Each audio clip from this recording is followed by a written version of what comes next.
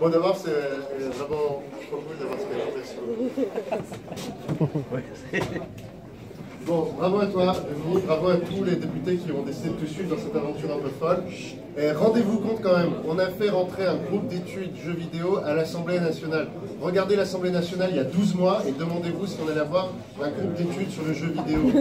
Regardez aujourd'hui, on a des députés qui sont joueurs, on a des députés qui sont passionnés du sujet et on a des députés qui vont enfin travailler sur le sujet dans sa globalité.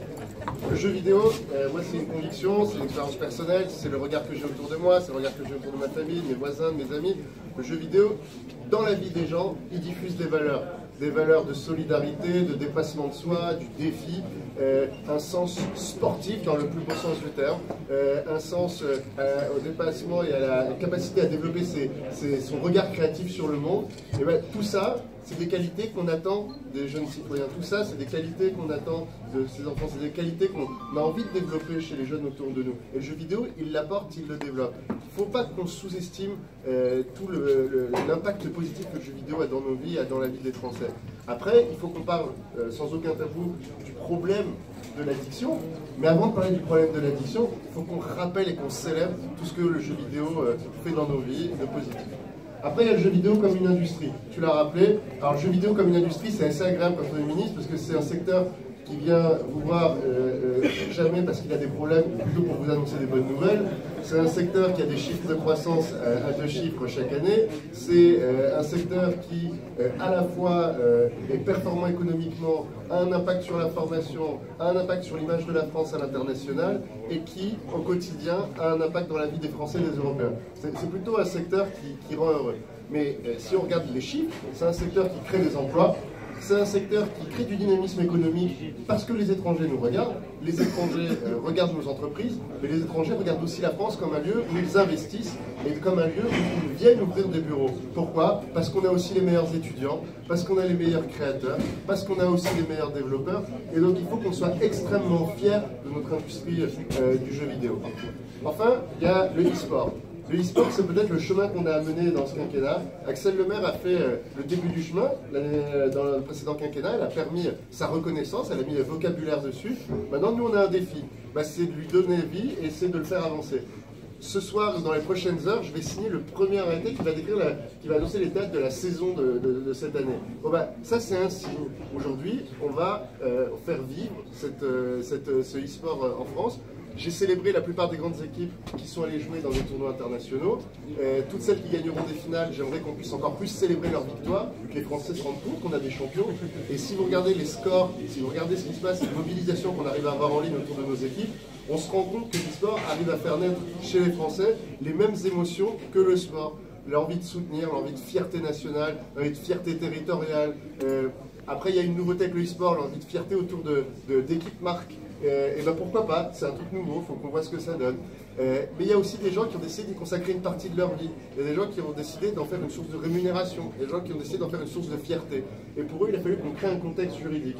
Bon, maintenant, il faut qu'on soit tous sérieux sur le sujet. Il faut qu'on regarde si ça fonctionne. Et puis qu'on soit prêt à faire évoluer. Il faut qu'on évalue, puis qu'on fasse évoluer si nécessaire, ce statut du joueur semi-pro, du joueur pro et de ces équipes de e-sport. En tout cas, ce qui est certain, c'est qu'il y a plutôt une fierté au sein de ce gouvernement du secteur e-sport, du secteur du jeu vidéo. La ministre de la Culture a une curiosité et un intérêt majeur sur le jeu vidéo comme un lieu d'expression artistique. Après, tout va bien, mais il y a quelques défis. Le premier défi, c'est celui de la diversité et de l'inclusion. On a encore un sujet sur le jeu vidéo. Dans l'industrie, dans les salariés des studios, on manque de femmes. Alors j'ai fait une visite ministérielle à Tourcoing. J'étais chez Accidental Queens, que j'ai rencontré grâce à toi. Parce que tu m'avais... Elles sont là-bas. Elles sont où? Elles sont là. Ouais. Eh ben, on a passé un temps fantastique ensemble à Tourcoing.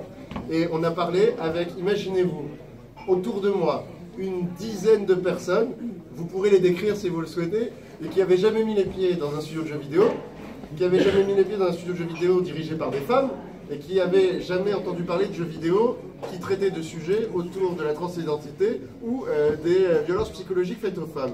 Et ben, je vous assure qu'avoir des élus locaux avec qui on a pu passer 2 heures et demie ensemble chez Accidental Queens, et ben ça a été génial.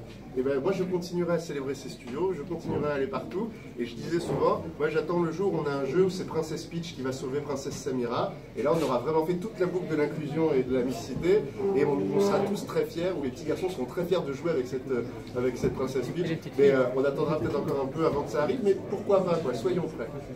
Alors sur cette question de l'inclusion et de la mixité, c'est pas que le jeu vidéo, je m'occupe aussi de la French Tech et de tous les sujets numériques. Dans les sujets numériques, on voit bien qu'on a un problème avec seulement une entrepreneuse sur 10 qui est une femme au sein de la French Tech.